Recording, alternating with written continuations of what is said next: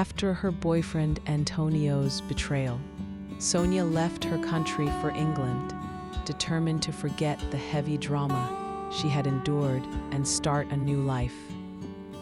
There she met her old friend, Nadia, who worked as an accountant in a large holding company. Sonia asked Nadia to help her find a job. Nadia introduced her to the company's principals, and soon Sonia had an interview. Despite her sadness and low concentration, often finding herself lost in memories of Antonio, with tears silently falling, she still performed her tasks well. One day, Sonia brought some files to the main manager's office. It was the first time Mr. Smith, the manager, had truly noticed her.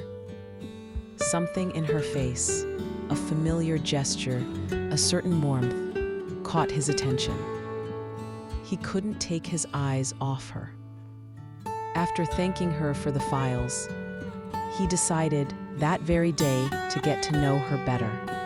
At the end of the workday, Mr. Smith invited Sonia for a cup of tea at a cafe.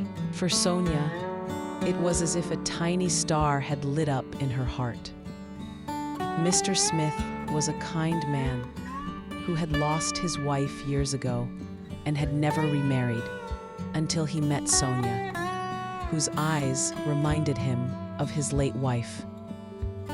Day by day, they spent more time together, and slowly they fell in love.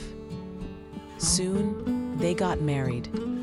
Destiny had given Sonia a beautiful gift.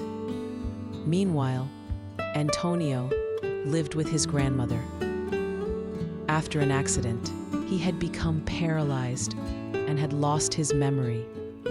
Unable to remember the past, karma had taken a severe revenge for the two women he had betrayed.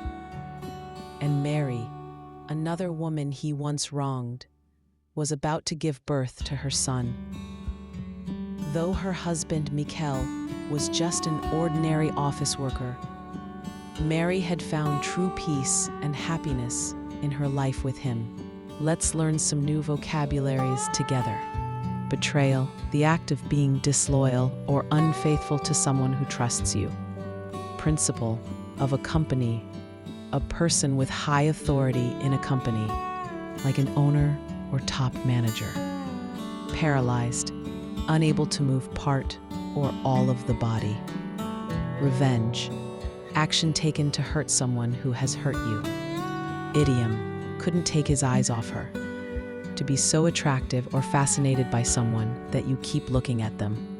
Sometimes life takes away what we thought we needed, only to give us something far better at the perfect time.